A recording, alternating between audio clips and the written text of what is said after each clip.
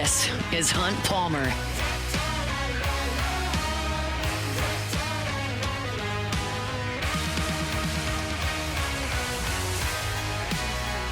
Welcome in. Hunt Palmer coming to you from the Raising Cane studio downtown in the capital city on this Tuesday. Means we're brought to you by Immense Network Cloud IT Management. Hope your work week's off to a good start. Luke Foster and Cassie Spazzali back there on the ones and twos. Fired up. You are here with us. Our Tuesday regulars will be here today. Sharif Ishak in hour number 2. He is from Oxnard, California. Saints starting up some joint practices with the Dallas Cowboys today, so we'll check in with Sharif in SoCal, and we'll get with Glen West coming up at the bottom of this hour talking some LSU Tigers. Glen did some reporting earlier today on LSU's basketball roster, and we'll get into that as well as plenty of football with Glen coming up in 30 minutes. Blake Baker met with the media back on Friday. We didn't get into any of that on yesterday's show back from Shreveport, but I want to get into one aspect of what he had to talk about, especially LSU's secondary, coming up here in 15 minutes. So tons and tons to do. Unfortunately, we start with some bad news in our opening drive. Welcome to the big league. It's time for Hunt's Opening Drive, presented by Fabry Chevrolet GMC in St. Francisville. Very shortly after I got off the air yesterday, the announcement was made, reports were published that Jordyn Tyson, Saints' first-round pick, would miss 6 to 8 weeks with a hamstring injury. I don't want to be hyperbolic here, but this is awful. It's awful. Because Jordyn Tyson was part of, and the central part of, a retooling of this Saints offense, specifically with the pass catchers. Yes, getting Travis Etienne to be your featured running back was a huge piece to what you're trying to do. Absolutely. I'm not trying to suggest that identifying the best left guard on the market and plugging him in and David Edwards is not a big deal, but you went into the NFL draft, you drafted a wide receiver 9th in Jordyn Tyson. You took 3 wide receivers and a pass-catching tight end. Clearly, you stated a goal in the offseason that we are going to retool this group of pass catchers and give our young quarterback the tools at his disposal to have a great offense. And Tyson was the centerpiece of that. And while not having Jordyn Tyson for the next 6 to 8 weeks is not a hugely significant thing in the grand scheme, when you do weigh all the variables here, it's awful. What do I mean? Well, obviously, you're all aware this is not his first hamstring injury. If you just had a hamstring injury and you were out 6 to 8 weeks before you ever played an NFL game, and by the way, they've got 4 weeks before they play again, like, no big deal. Like, not great, but people get hurt. You come back. What you've got to look at now is Tyson's entire history, which many of you have done, which we have done, but I dismissed it to an extent because of this. In 2022, he blew his knee out. ACL, MCL, PCL, huge injury in 2022. But he came back after the 2023 season when he sat out. And in 2024, he was awesome. Fantastic year at Arizona State. Had a broken collarbone in November. It was a game against Arizona, broke his collarbone. Had to miss the Big 12 championship game, had to miss the Peach Bowl. But I don't care if you blow your knee out one year, come back, and then break your collarbone. I don't find those two to be related. I don't find there to be any significant risk in adding that person into your organization. And then you've got 2025. In October, he's got a hamstring strain, misses 3 games. And then in November, he comes back and injures the other hamstring. Well, now we're buzzing. Not because of the broken collarbone. I don't care about that. Not because of the knee injury. I think he's shown he's recovered from that. He's extremely explosive still. But now you're talking about multiple hamstring issues on a very dynamic athlete. And then we find out, call it February or March, leading up to the draft, there was an issue. I don't know exactly what it was, but it has been reported on. It has been confirmed by New Orleans that Tyson did have a setback entering the draft. So if you just look at his hamstrings, you've got an October injury, a November injury, and a February or March injury. That's a trend, obviously. But as I said in that process, just get it healed And I'm okay with the risk because his skill set is exactly what New Orleans needs. Pairing him with Chris Olave and then having the secondary options that they have with Vele, with Polk at the time, and we'll get to that. Bringing in Barryon Brown, bringing in Bryce Lance. You've got some veterans with Bub Means coming back. And, like, you've now got the makings of a real receiving corps. But you need Tyson. And then call it 6 months, maybe 5 months after that setback hamstring injury. We got this. Well, now I don't have a single injury that is recurring. I've got hamstrings that are prone to injury. It would be one thing if he strained a hamstring or pulled a hamstring in October and tried to rush it back for the combine and it happened again. And then 5 weeks later, he tried to come back. And no, these have quote unquote healed. The Saints could not have taken this any slower. They couldn't have. He didn't really do anything in rookie minicamp and OTAs. They let this heal. I don't think 5-6 months later, you're talking about a hamstring injury that is a recurring one. This is a new injury, same body part. That is awful. And it is absolutely fair game to question whether or not the Saints made a mistake here. I'm not ending Jordyn Tyson's career today. Far from it. I'm suggesting it is perfectly reasonable to look at this draft pick and go, we may have made a mistake. Because you have not even gotten to the first preseason game of his first camp. And the worst fear, the hamstring, has reared a significant injury. So they will take this very slow. They will not rush him back. They will give him the best treatment possible and check him out and use kid gloves and wait and wait and wait until he appears completely healthy. But at this point, you would have to suggest this is likely to recur. Because now we've got a sample size of about 10 months and 3 separate hamstring injuries. That's not a coincidence. That's a trend, and it's a troubling one. And so you look at what it does to the Saints pass-catching unit.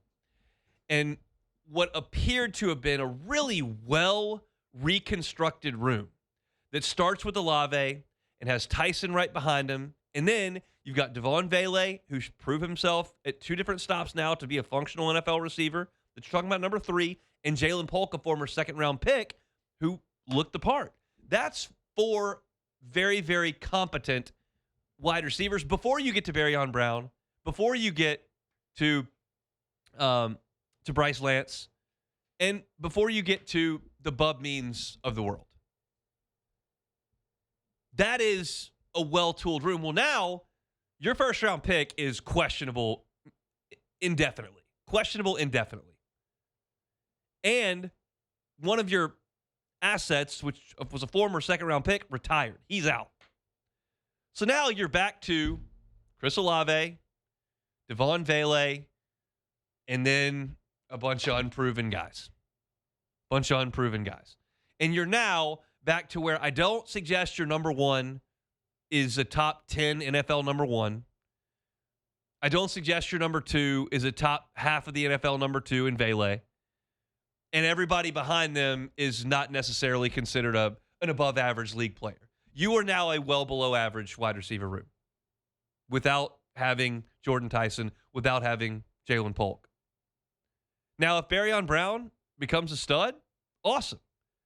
If Chris Olave goes with a new quarterback here and goes for 1,600 yards and 11 touchdowns this year, well, then I'll change my tune and go, yeah, he was a product of having bad quarterback play. He is actually one of the top 10 receivers in the NFL when given a chance in a functional offense.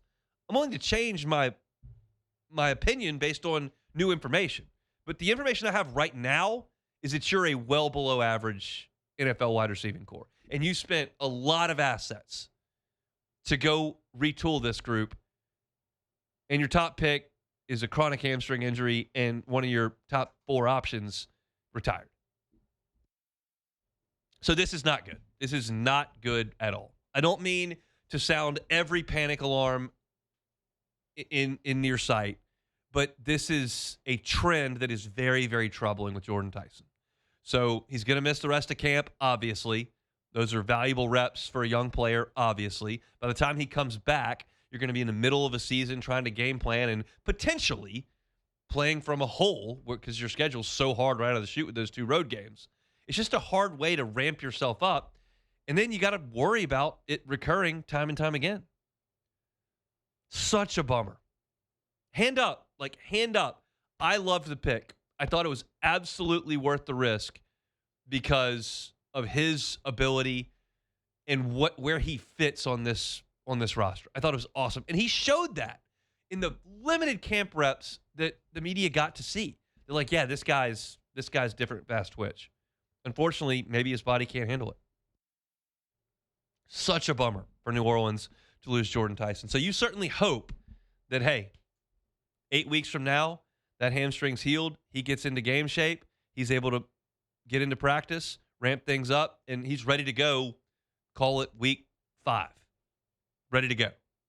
But that feels ambitious, doesn't it?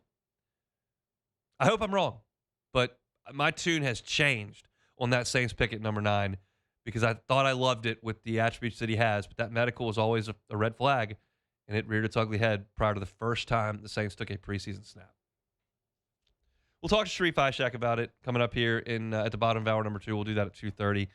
He's out in Oxnard, Saints and Cowboys going through some joint practices out west where it's undoubtedly significantly cooler than it is down here in South Louisiana this time of year. So good for them to beat the heat and hopefully they get some good work in, but Jordyn Tyson will not be part of that. Blake Baker met with the media back on Friday. I pinpointed one thing that I took from his press conference, and I wrote about it for LouisianaSports.net today. We'll talk about it coming up next. The Hunt Palmer Show. Fabry Chevrolet GMC, FabryChevrolet.com, FabryChevrolet.com. It's still August. That means they've still got unbelievable deals on trucks. I've been telling you about this one for 2 months. Still available, but you got to get by and see them on Highway 61 in St. Francisville. 2026 Chevy Silverado 1500s, 0% APR financing for 5 years, plus no monthly payments for 90 days if you go by in August. That's 3 months with no payments on those Chevy Silverado 1500s. If you're looking for 2026 GMC Sierra 1500s, they've got 2.9 APR financing for 72 months, plus an additional $1,500 in allowance if you get by in August. Want a new truck? Fabry Chevrolet GMC is the place you need to be. If you're looking for something that's pre-owned, they've got a pre-owned vehicle allotment that can meet any budget. So go by and see the inventory right there on Highway 61 in St. Francisville, or check out the website. The entire inventory is online at FabryChevrolet.com. They're on Highway 61 in St. Francisville. Fabry Chevrolet GMC online at FabryChevrolet.com. You're listening to The Hunt Palmer Show on 104.5 ESPN, Baton Rouge.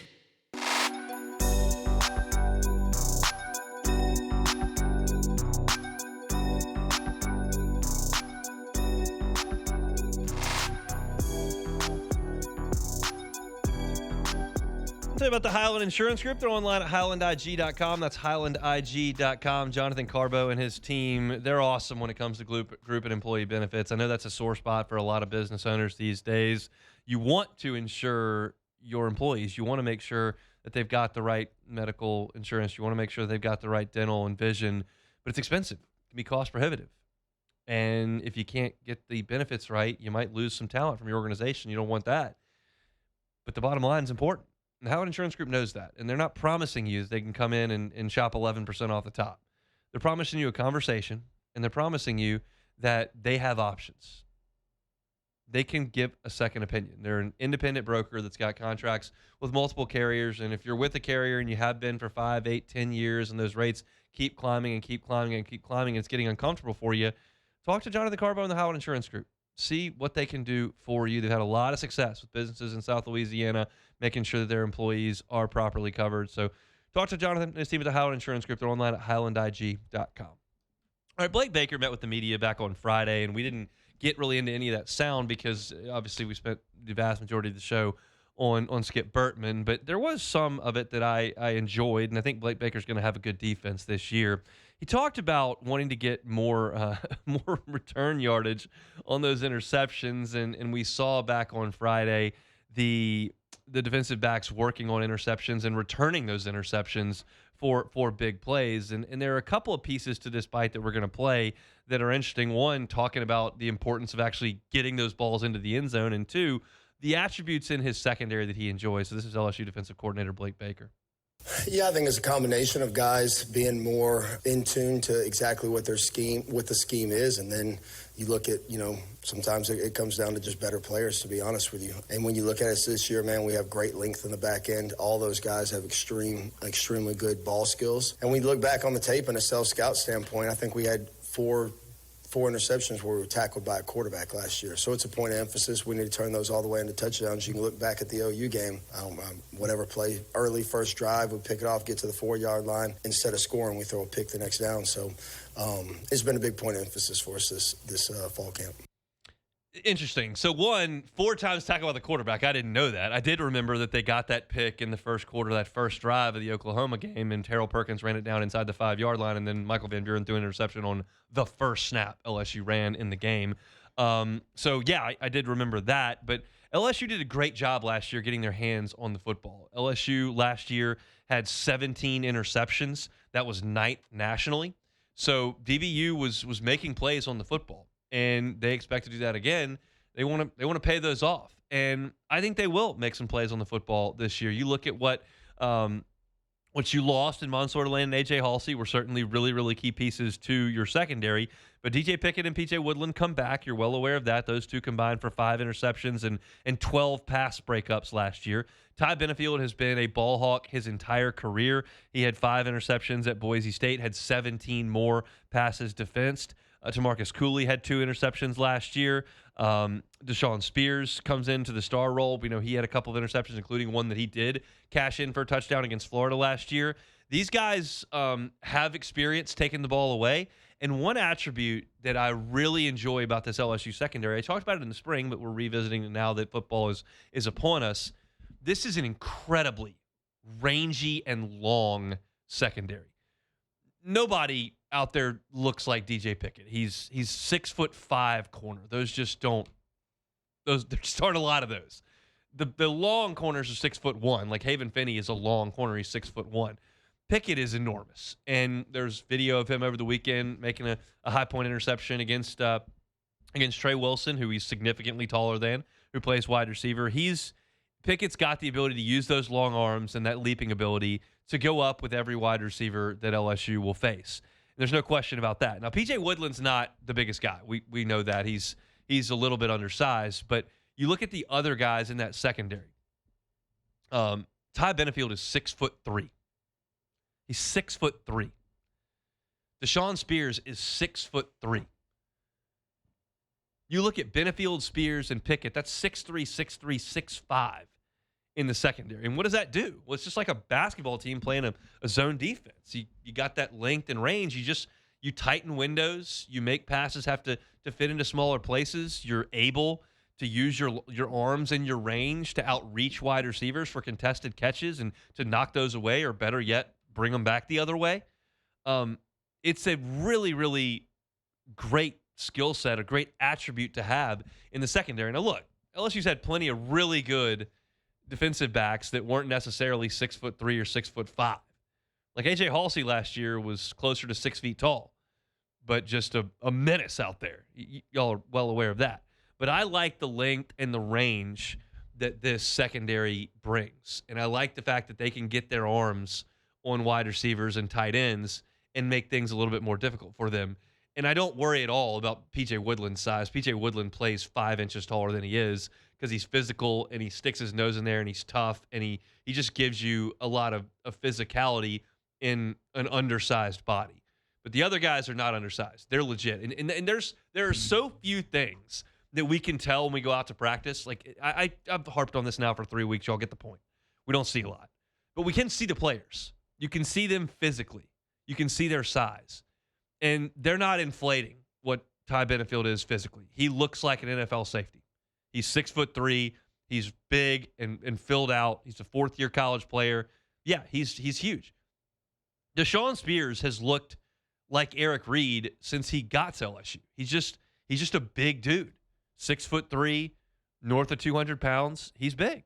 and he'll be down there in the box at times. He'll be in the slot playing some coverage. He covered phenomenally last year in limited reps. He didn't play a ton, but when he did, he was really, really good at it. And then Pickett's got a chance to grow into a star.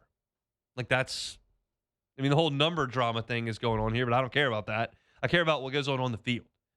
And he's got a chance to be the next great. Am I ready to put him in the category with Mansour Delane? Not yet. Mansour Delane last year had a year that I would put with very few in the history of LSU football. I would put it with Stingley in 19. I would put it with Webster in 03. I would put it with Tre'Davious White in 17. Is that right? Close to that. I would put it with Claiborne in 11. I would put it with Peterson in 10. In terms of just pure coverage. I realize I didn't include Tyrann Mathieu in there. That's a whole different category. But in terms of just lining up and locking dudes up, Delane is in that category with those groups. But Pickett's got the ability to be that good. And he's got something that none of them had, and that's arms that are go-go gadget arms. And so that is a really exciting thing for this LSU team in terms of its composition defensively. I spent a lot of time harping on the things that concern me about LSU's defense. I'm concerned about the freshman at defensive tackle. I'm concerned a little bit about some of the PFF grades for like Daugherty and Keys at linebacker. I'm a little bit concerned about the depth at corner. But as far as like real strengths, yeah, I have no concerns over LSU's ability at the front end coverage at corner. I have no concerns about the ball hawking ability of Spears, of Cooley, of Benefield especially. That is a absolute strength that I feel great about entering it. I'll be honest with you. There are some parts of the team that I feel great about, some that I don't. I think this time of year, most people are feeling really good about everything with the teams that they cover. I'm not there, but as far as the talent in the secondary goes and the physical attributes of the secondary, yes, that's a hit. And surprise, surprise, okay? Corey Raymond's gone out there and gotten the guys that fit the bill. By the way, as I mentioned earlier, Haven Finney's next up in this group. He's 6'1" as a freshman, and he's a reclass. He should be a high school senior, and he's already long and rangy. These are the guys he identifies. These are the guys he brings in. Just so happens Pickett and Woodland are his guys right now, and I feel really good about that. Really, really good about that. So Blake Baker does too. Now they got to get those interceptions like they did last year, top 10 in the country in interceptions. Bring them back the other way for scores. We like that. Didn't tackle by the quarterback 4 times last year. That's a stat I did not have. But Blake Baker pays attention, and so we'll see what this group looks like coming up in 2026. Our Tuesday shows are brought to you every single week by Immense Networks Cloud IT Management. That's Immense Networks Cloud IT Management. They're online at immense.net. I want to remind y'all, as I do every single Tuesday, that y'all can catch me at Sports Trivia at Court to Table every single Tuesday at 8 o'clock. So, looking for something to do this evening, come on out and see us. They got all the TVs lined up. They got awesome, awesome food, great drinks. You can win gift cards every single round in Sports Trivia. It starts at 8 o'clock, and we wrap things up around 9:15. So, it's not an all-night affair. About an hour and 15 minutes, fast-moving, and always a lot of fun. So if you got a free night this evening, then come on by and see us at Court to Table at 8 o'clock. We'll step aside, talk some football, and then some basketball news as well with Glen West next. The Hunt Palmer Show. Marucci. Check them out online at maruccisports.com. That's maruccisports.com. Take a tour over there at Marucci. You can learn the story of how Marucci came from a backyard shed and ultimately 2 decades later became the official bat of Major League Baseball, the best bat in the game, used by the best players in the world. How does that happen? Well, you can learn about it. And you can take a tour and see where 1,200 bats are made every single day. See where they're cut, where they're stained, where they're shipped off to the best in the world. And if you're looking to take some swings this fall, the school year is upon us. You got a youth baseball or softball player under your roof that's just eating up with it, wants to take swings, become a member of the Hitter's House. You got 24/7 access via key card into their batting cages, into their pitching situation, and you can check that all out if you're a member at the Hitter's House. So find them online at maruccisports.com. That's all there at Marucci.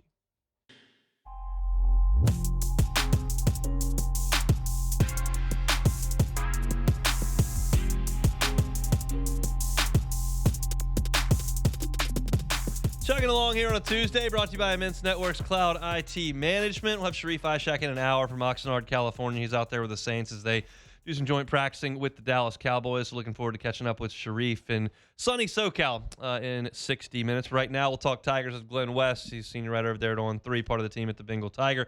He's with us on Tuesdays. Glenn, how are you? Doing great, Hunt. How about yourself? I'm hanging in there. I want to know if you've learned anything about this football team going out to practice for 12 minutes at a time. Um, hmm. I've learned that they are really a Division One football team. I've learned that they have some really talented players. I've learned that they are going to throw the ball with Sam Levitt. I think that they're going to run the ball with guys like Dylan Jones and Harlan Berry. No, I think in all seriousness, I do think that this is a team that has a ton of ability, a ton of talent, and they're right in the middle of this process of just trying to figure out what the best pieces are. And I think honestly, one of the best answers I think Lane Kiffin's given all fall camp came when I think it was Matt Moscona asked yesterday, just kind of about the rosters as a whole and just kind of what they're looking for at this point in the year. And basically, Kiffin said they're in constant meetings about essentially what players could fit in what kind of roles, and not necessarily just for Week 1 against Clemson, but they're looking ahead to Week 3 against Ole Miss, Week 4 against Texas A&M. Guys that maybe aren't on the radar right now, or maybe they feel like can grow into some bigger roles as the season moves along.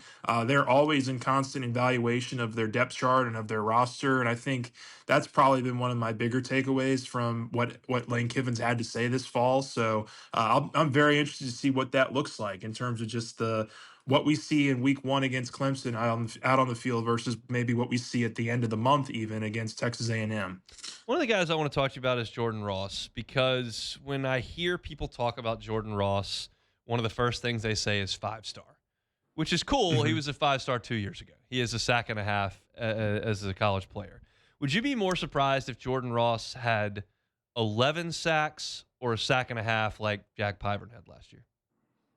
Probably I would lean more towards 11 sacks. You're talking about 11 sacks there. That would be probably what the second highest sacks in program history. Cause I think in a single season, I think Key has 12, which is the all-time record. So I would lean towards that being the answer there. I think if there's anybody that's going to break double-digit sacks, it's going to be Prince Uman-Mielen.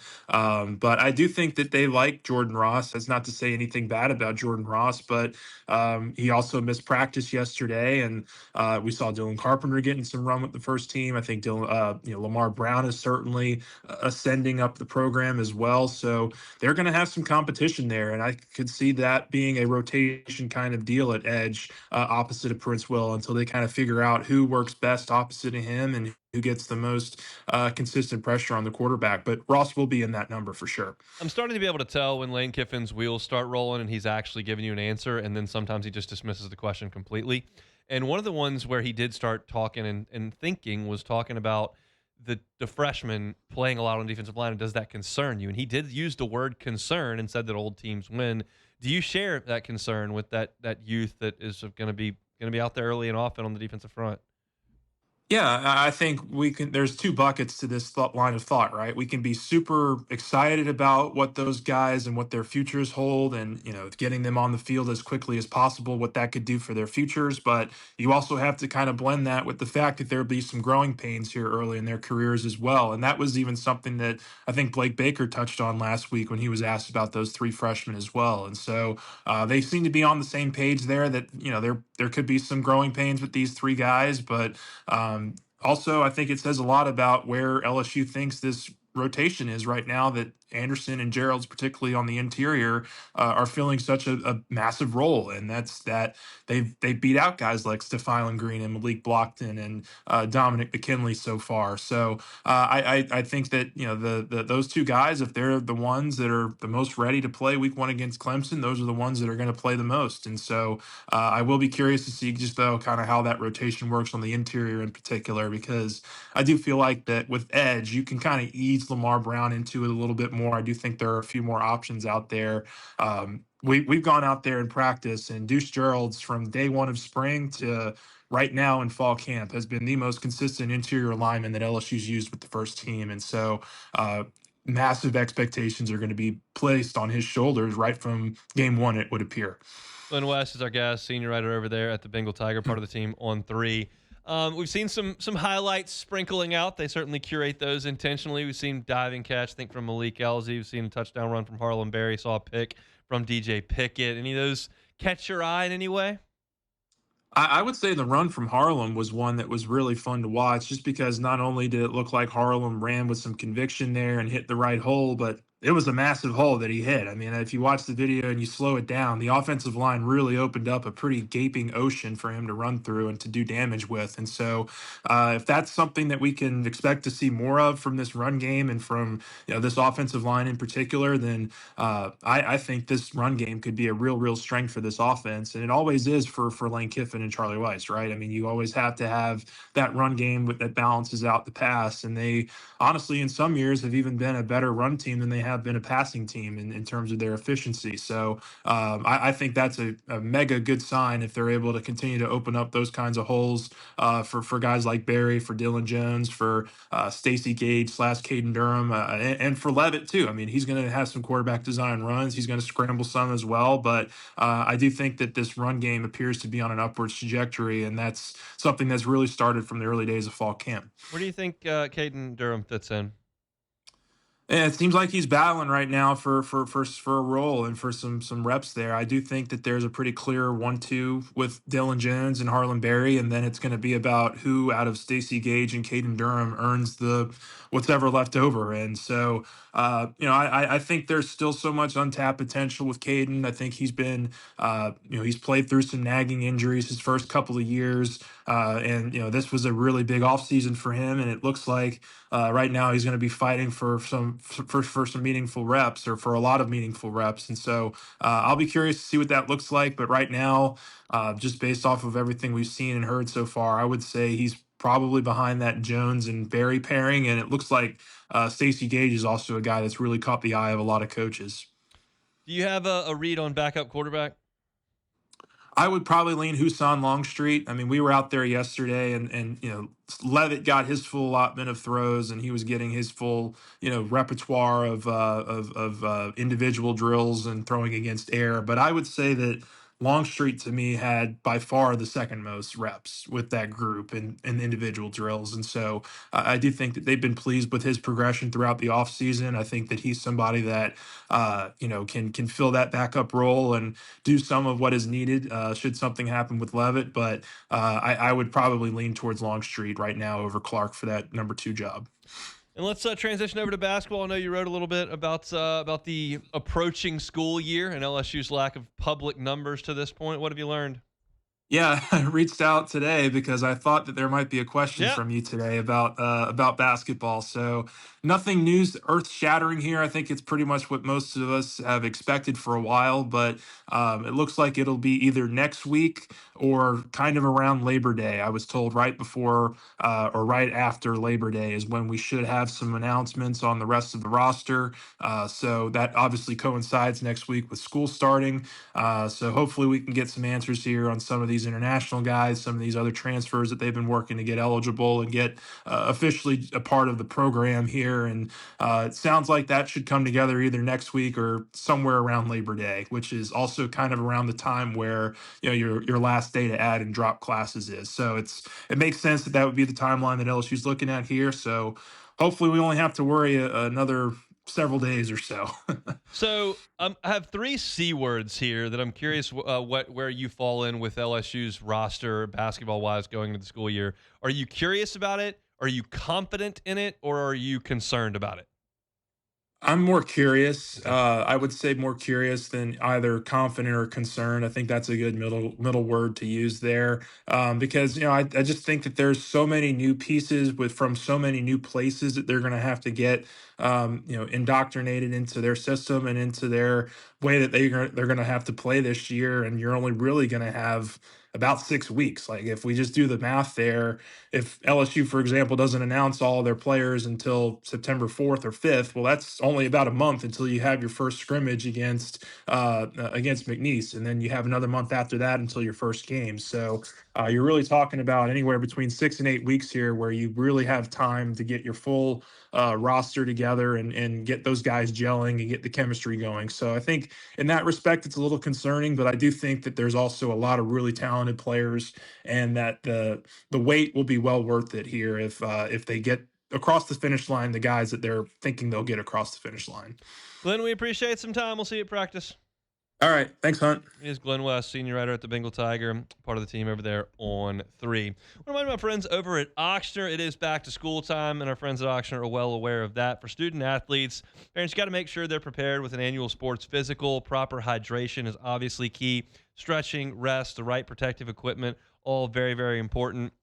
Start the school year on the right foot. Sports can help reduce stress, build confidence, improve social skills, and make them a great way for kids to stay active and engaged throughout the school year. If you're looking for extended afternoon hours after school as well as weekend appointments, you can find those at select locations, and they provide you some extra flexibility for busy families balancing school, work, and those extracurricular schedules. So for more tips on helping your family start the school year healthy, safe, and ready to succeed, visit www.oxford.org/br. That's oxford.org/br.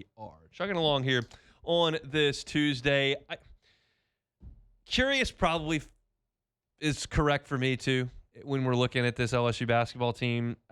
There's a touch of concern. A touch.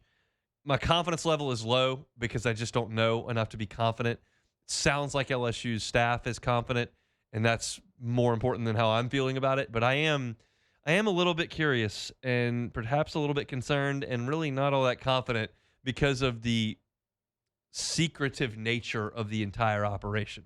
Now, look, I'll say this. I will expect Will Wade to be a little more reserved, a little closer to the vest this time around as opposed to last time, right? That just makes all the sense in the world. We know what happened.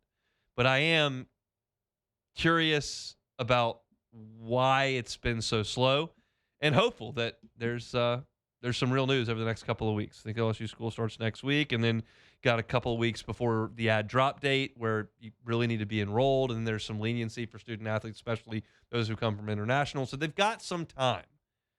But it's going slow. It's just going slow. So we always appreciate Glenn helping us out with a little bit of information there. ESPN.com ranked all 138 college football teams in tiers. Where's LSU? Who are they tiered with? And then where's Clemson? I'll tell you that next. The Hunt Palmer Show. Boudreaux's Electrical Services, online at boudreauxelectrical.com. That's boudreauxelectrical.com. Neil and Melissa, been running the show at Boudreaux's Electrical for 40 years. Generac home standby generator, you got to have it. Got to have it. Gives you the peace of mind to know that you're not going to lose power. I was actually in Shreveport yesterday, as you're well aware. It's 1,000 degrees up there, and my parents' power went out in the middle of the afternoon. But they do have a Generac home standby generator, and everything was cooking. It's awesome. It's what you need to have this part of the world, especially this time of year when it's really hot and those grids are stressed, and we've got afternoon thunderstorms and, of course, hurricanes as well. If you want that Generac home standby generator, Boudreaux's Electrical is the one call you need to make. They've had the exact same phone number for 40 years, 985-397-1562. That's 985-397-1562. Or you can call the Gonzales location at 225-300-9389. That's Boudreaux's Electrical Services. You're listening to The Hunt Palmer Show on 104.5 ESPN, Baton Rouge.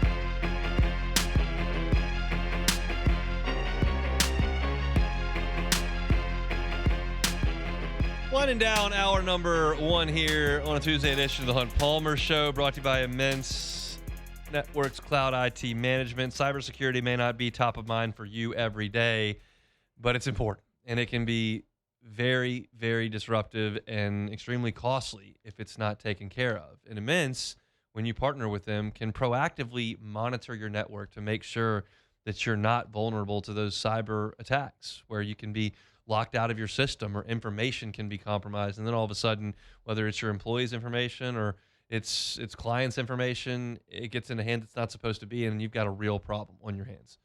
Immense can help you with that cybersecurity. You may think of IT as just, oh, this person's computer's frozen, or oh, this person clicked on the wrong thing, and go help him so he can get back up to speed. security is an important deal, and Immense takes it very, very seriously. So if you're if you're here in South Louisiana, or you're a size of 50 to 100 employees, that's their sweet spot. They'd love to work with you on the IT front. No long-term contracts. They are month to month, and they will earn your business. It's Immense Networks Cloud IT Management. They're online at immense.net. ESPN.com's got a piece up right now that's ranking all 138 FBS teams in tiers. And they have kind of descriptions for each tier as opposed to just 1, 2, 3, 4, 5, 6, 7. Tier 1 is the safest bets. These teams are very, very strong bets to be really good. That's Indiana, Miami, Notre Dame, and Ohio State. I would suggest that Indiana's earned that over the last 2 years. Miami's got a huge amount of money and talent that they poured in, and Ohio State's great every year. Notre Dame's got some real talent, and their schedule is just I don't even have a good adjective to describe how utterly atrocious that schedule is that they put together. But those are the safest bets to be really good teams this year in Tier 1. Tier right below that is, of course, Tier 2. Got some trust issues, but should be very, very good. That's Georgia. That's Oregon. That's Texas. Big brands, big-time recruiting classes, coaches that have been established at their locations now for a handful of years and for longer than that for Kirby. But trust issues, but very, very good teams. That's Tier 2. Tier 3, maybe this is their year.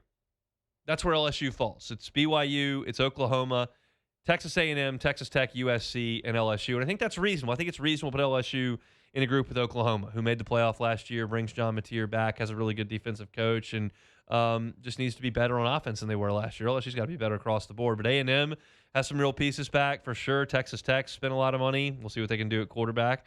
And then USC, people feel a little bit better about them this year. But LSU falls into Tier 3 with some teams that most believe will be threats to make the playoff. I think most people believe that A&M and Texas Tech, USC, Oklahoma will be threats to make the playoff. That doesn't mean they won't drop a third or fourth game, but threats to make the playoffs, but not necessarily considered national championship game contenders right this very second. And then I wanted to see where Clemson comes in. And you look at number 4, nope, that's Alabama. We're still here. Alabama, Michigan, Ole Miss, and Utah come in at number 4. Of course, Ole Miss, Utah moving on with different coaches. So is Michigan with hiring Utah's coach. And then you got Alabama right there, who's around but not considered right now like a threat with the top teams in the sport. They weren't ranked in the top 10 preseason. But we're still here. That's Tier 4 with Alabama, Ole Miss, Utah, and Michigan. Then you get to Tier 5. Always so close, but no cigar. Iowa, Louisville, Penn State, SMU, Tennessee, Washington. No Clemson. We've gone through 5 tiers. That's Iowa, Louisville, Penn State, SMU, Tennessee, and Washington. Of course, you know that Penn State's made a playoff, SMU's made a playoff, Tennessee's made a playoff, Washington's made a playoff. People think Louisville's going to be a little bit better. I hope they win their first game. They're playing Ole Miss, and Iowa just usually has a good defense and wins like 8 or 9 games. When you get to Tier 6, probably fine, maybe good, possibly mediocre. That's Tier 6, and that's where you find Clemson. Probably fine, maybe good, possibly mediocre, which is kind of what Clemson's become over the last 3 years. Like, there was a year where they made the playoff. Oh, that's pretty good. But last year they were mediocre. Probably fine is probably the best way to describe them. Like, they're not going to fall off a cliff and go 3-8, 3-9, because you've got a bunch of 4-star recruits and Dabo's, decent coach. But they're in the 6th tier in this ESPN thought. And that's kind of where most people have them. They're not ranked in a lot of preseason rankings. And I'll tell you all this. Like, I'll just come out and say it. We got 2.5 weeks till they play the game. I'm feeling pretty good about LSU in week 1. I'm feeling pretty good about it. I did not like LSU's chances against Florida State in 2023, and they lost. I was really torn on that USC opener. I kind of wanted to pick against LSU, but I regret it, but I honestly went and I was like, I'm just not going to kill the vibes on a Friday before this game and pick against them for the 2nd straight year. I'm going to pick them to win. And I thought they had a decent chance to win, but I didn't feel great about it because I didn't love their pass defense, and ultimately they couldn't cover USC. And then last year, I really liked LSU's chances against Clemson. I liked the defense, and I thought they would be good enough on offense with Nussmeier that they would win that game, and they did. This time around is unlike any of those. I feel like really confident about LSU against Clemson because there's a chance that LSU just has this 8-4 ACC team coming in. That's just not. Yeah, they got the paw print on the helmet. Yeah, they got the coach with the championship rings. Yeah, they've got the characteristics of Clemson from 6 years ago, but they might just be, which is the tier that they're in. ESPN says probably fine, maybe good, possibly mediocre. And that's kind of what I think. And I think LSU's better than them, and I think that stadium is going to be on fire. One, the temperature is going to be very hot, but the energy level in there is going to be on fire. And I reserve the right to learn more. I reserve the right to change how I'm feeling as the game gets closer. It's natural to feel differently 2.5 weeks out than it does a day out, which when I'll give my final prediction. But right now, based on preseason prognostications, what I know about the Clemson roster, talking to folks in Clemson media, doing hits on their radio shows, they might not be very good, y'all. And Dabo will love that all the way to the bank until they're not good, and then he won't love it so much. He'll love, you're doubting us, y'all doubting us again. Everybody thought we were great last year, and it doesn't really matter, which it really doesn't. But if you're really actually not that good, then what? It's kind of where I'm feeling now. You can read that whole thing over at ESPN.com. That's our first hour here. If you missed any of it, you can catch it on demand. Search Hunt Palmer Show wherever you find your podcast. Of course, on YouTube as well. Hunt on LSU, Hunt on Saints. We got Meet the Freshman coming up. Sharif Ishak from Oxnard, California in 35 minutes. We'll pause for Sports Center. Hunt Palmer Show. The Hunt Palmer Show. Fabry Chevrolet GMC, FabryChevrolet.com. That is FabryChevrolet.com. Every single car that is on the lot is online at FabryChevrolet.com. That includes their incredible inventory of new vehicles, which you can search by make and model, search by price on those. It includes their pre-owned vehicles, which they have to meet any budget. So if you've determined what you're looking for, via make and model, then search that on the website, FabryChevrolet.com. If you determine that you're more interested in price and we'll figure out what you can fit into that price range, well, then sort by price, and you'll see every car they've got on the lot right there. Maybe it's a new vehicle, maybe it's a pre-owned vehicle, but they got you covered. And you'll have a wonderful buying experience when you go by and see them, Highway 61 in St. Francisville, and see what the Fabry family's been doing for 35 years, which is taking care of the Baton Rouge community. Go see them, Highway 61 in St. Francisville, or check out that entire inventory, new and pre-owned, online at FabryChevrolet.com.